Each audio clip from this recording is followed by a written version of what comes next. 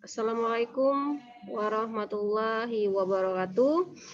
Selamat siang semuanya, kawan-kawan. Semoga masih tetap dalam lindungan Allah Subhanahu wa taala dan tetap eh, senantiasa selalu diberi kesehatan kita semua. Baik, di sini eh, kami akan melakukan presentasi tentunya kelompok 3 dengan saya dengan beranggotakan saya sendiri, Ramrah Agustini Harahap, dan Pak Abraham Roma, kemudian Bu Ana Susana, dan Bu Felicia Deborah. Baik, yang pertama akan mengajukan presentasi. Slide pertama itu dibawakan oleh saya sendiri. Baik, saya akan memulainya.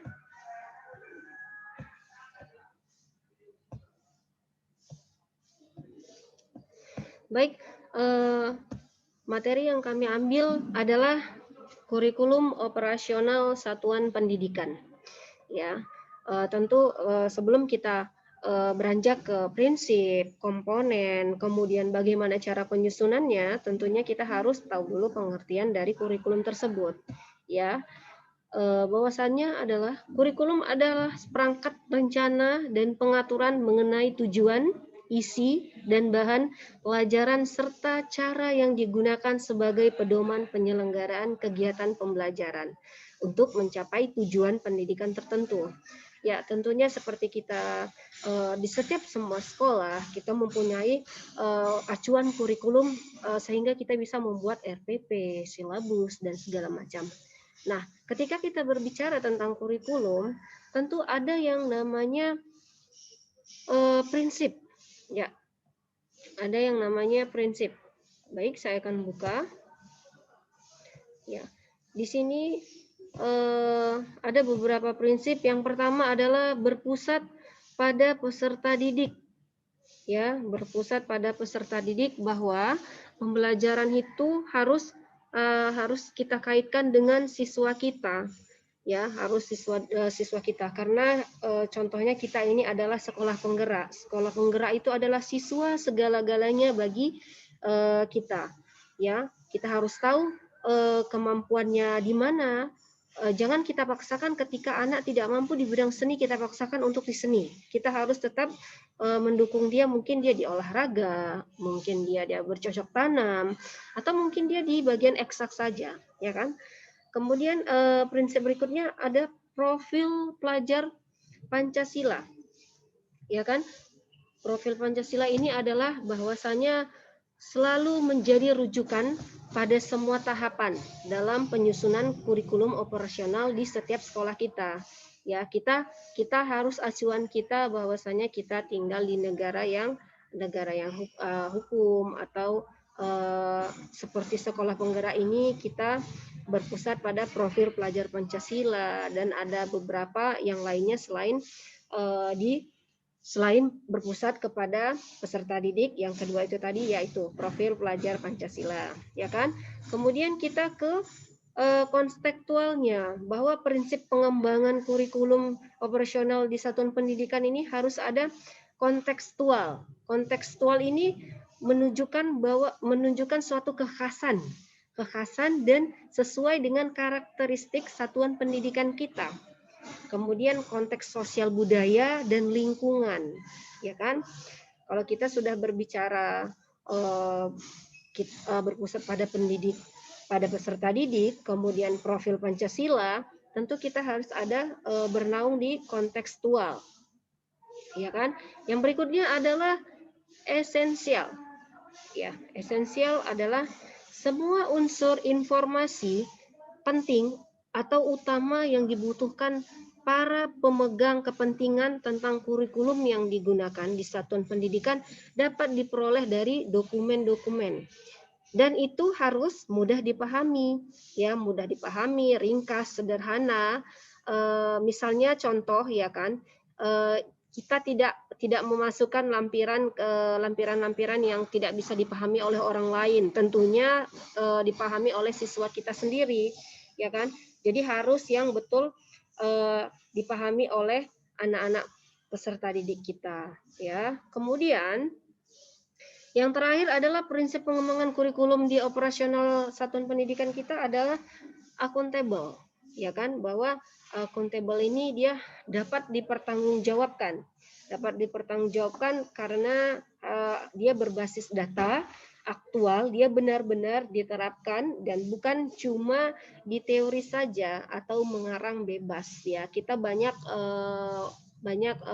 kita lihat bahwa kita membuat segala sesuatu itu, rancangan itu kita tidak berpacu pada acuan kita apa sebenarnya untuk membuat pembelajaran kita. Kemudian di satuan pendidikan kita itu kan sudah ada kurikulum yang sudah terancang dan kita beracu pada rancangan tersebut gitu. Ya kan? Selain itu juga di prinsip ini kita harus mengetahui bahwa ini adalah awal utama untuk menuju yang lain, menuju komponen-komponennya, menuju nanti cara penyusunannya seperti apa, itu nanti akan dilanjutkan oleh rekan saya. Baik, penjelasan saya sampai di sini, mungkin bisa selanjutnya akan disampaikan oleh rekan saya, Pak Abraham Roma. Silakan Pak Abraham. Ya, baik Bu, terima kasih. Selanjutnya, saya akan menyampaikan real komponen yang terdapat dalam kurikulum operasional di satuan pendidikan, yaitu apa saja yang terdapat dalam kurikulum operasional dari satuan pendidikan, yaitu mencakup 1. Karakteristik satuan pendidikan. Yang kedua, mencakup visi dan misi dan tujuan pendidikan. Ketiga, mengkoordinasikan pembelajaran.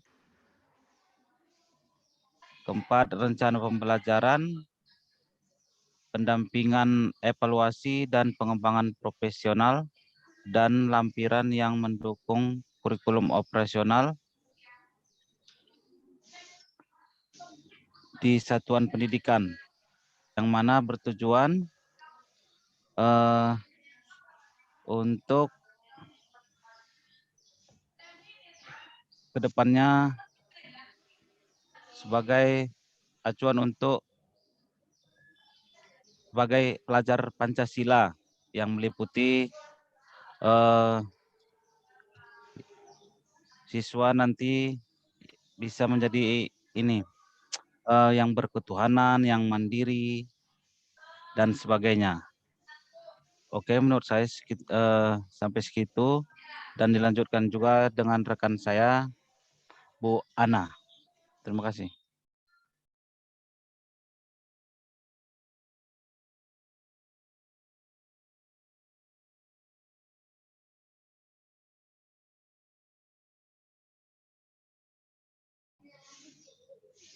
Baik, kepada Bu Ana, mic-nya bisa dibuka, Bu.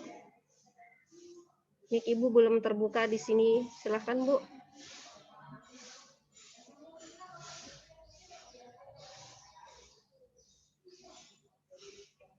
Mungkin ada kendala dari Bu Ana.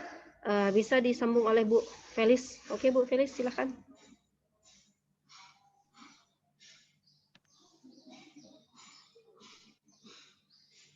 Baik.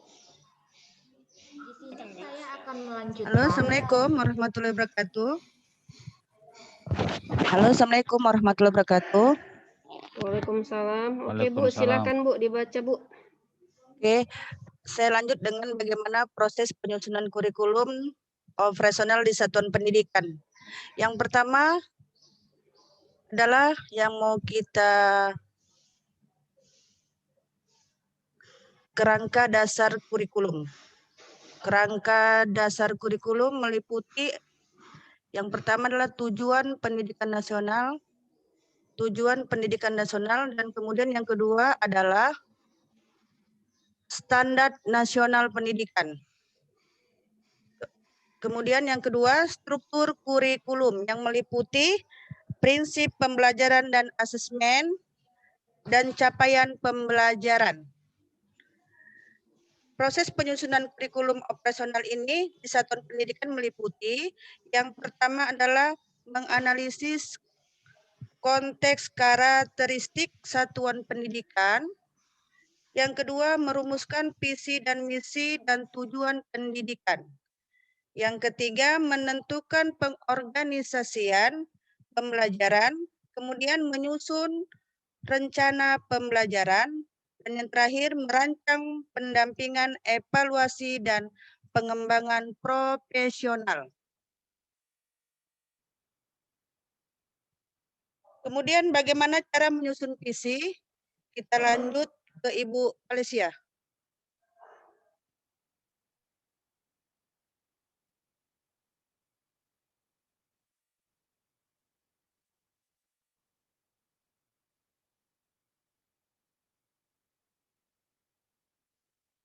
Menyusun visi yang pertama adalah menentukan komponen utama visi yang diturunkan menjadi indikator pencapaian misi. Yang pertama, melakukan wawancara atau survei terhadap peserta didik atau staf dan guru orang tua untuk mendapatkan informasi sebagai bahan diskusi. Kemudian yang kedua, membuat keterkaitan atau benang merah dari jawaban mereka, dan kemudian meletakkan jawaban-jawaban ketiga kelompok tersebut sehingga semuanya terlihat. Selanjutnya, menentukan komponen utama visi yang diturunkan menjadi indikator-indikator pencapaian misi. Kemudian dari menyusun visi ini, mengubah kesimpulan yang didapat menjadi kalimat visi, dan yang terakhir menelisik persamaan dan perbedaannya.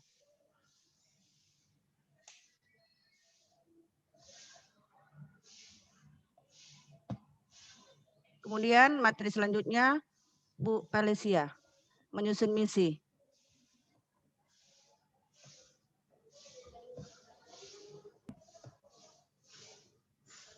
Terima kasih. Di sini saya akan melanjutkan materi dari rekan saya.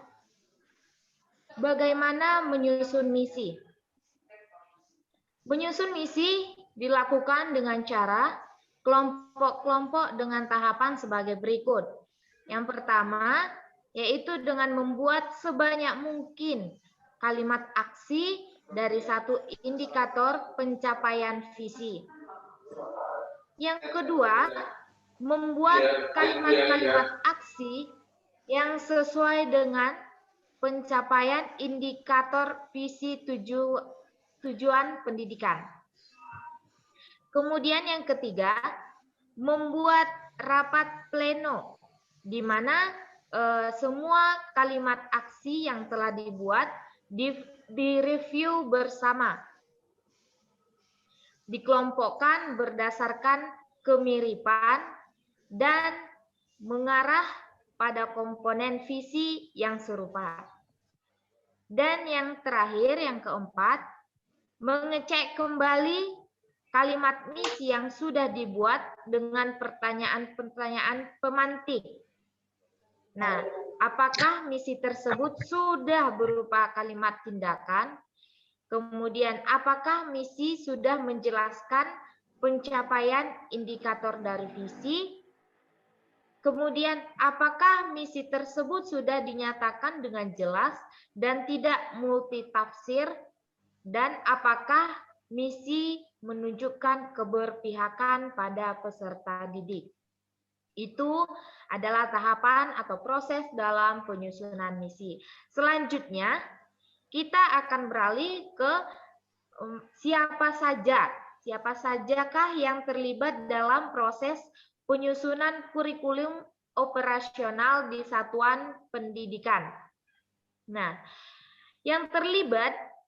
pihak-pihak yang terlibat dalam proses penyusunan kurikulum operasional di satuan pendidikan adalah banyak pihak yang terlibat, khususnya para pemangku kepentingan atau kita sebut dengan stakeholder. Dalam mewujudkan kurikulum operasional di satuan pendidikan, yang terlibat yang paling utama adalah kepala sekolah, diikuti oleh guru, kemudian orang tua, komite satuan pendidikan, dan pemangku kepentingan lainnya, yaitu seperti organisasi, berbagai sentra, serta industri. Sekian dari saya kembalikan kepada Ibu Rahmawati. Terima kasih. Baik, terima kasih kepada rekan-rekan saya semuanya. Mungkin di presentasi kami ini jika ada kesalahan dan penyampaian materi, kami mohon maaf. Kemudian akan ditutup oleh Pak Abraham. Mungkin nanti bisa ditambahi iyal-iyal ya Pak.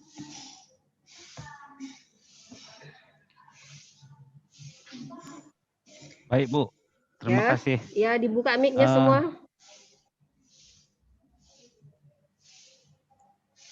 Oke. Ya.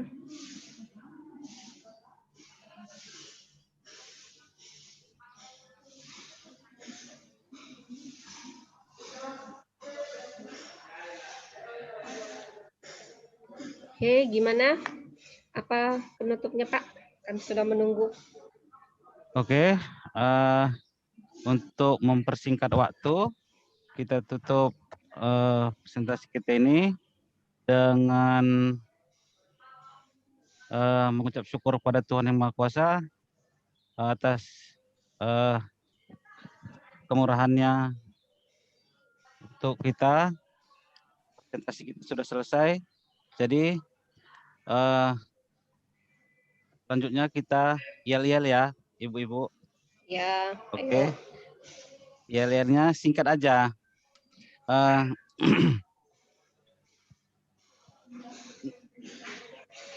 Bentar ya. Yel-yelnya tepuk Instruksi. tangan. Iya. Ya. Tepuk tangan nanti. Ya, tepuk tangan. Tim 208, yes 3 kali. 208 atau 280? 280. Ya, 280. ya. Ya. Mau. Iya. Ya, tepuk tangan. Heeh. Tim 280 3 kali yes-nya. Ya. Instruktur Pak Budi 3 kali yes-nya. Instruktur Pak Budi 3 kali yes. Berarti semuanya Oke, 3 kali. Yes-nya 3 kali. Ya. Oke, bolehlah simulasi Oke. dulu ya. Oke. Kita mulai. Tepuk tangan. Tim 280. Yes. Ya. Seterusnya instruktur Pak Budi. Yes. Oke. Sekarang. Nah, ulangi ya. terakhir nanti gini ya, Bu. Terakhirnya ya. Oke, kita mulai. 1, 2, 3 ya. Tepuk tangan. Tim 280. Yes. Instruktur Pak Budi. Yes. Oke, terima kasih. Ya, terima kasih. Oke, Bu. Lanjutkan. Terima kasih buat rekan saya, Pak Abraham. Dan kembali ke saya, dan mungkin ini saja presentasi yang dapat kami sajikan. Lebih kurangnya kami mohon maaf. Wabillahi taufiq wal hidayah. Wassalamualaikum warahmatullahi wabarakatuh. Selamat siang semuanya Bapak Ibu. Selamat siang.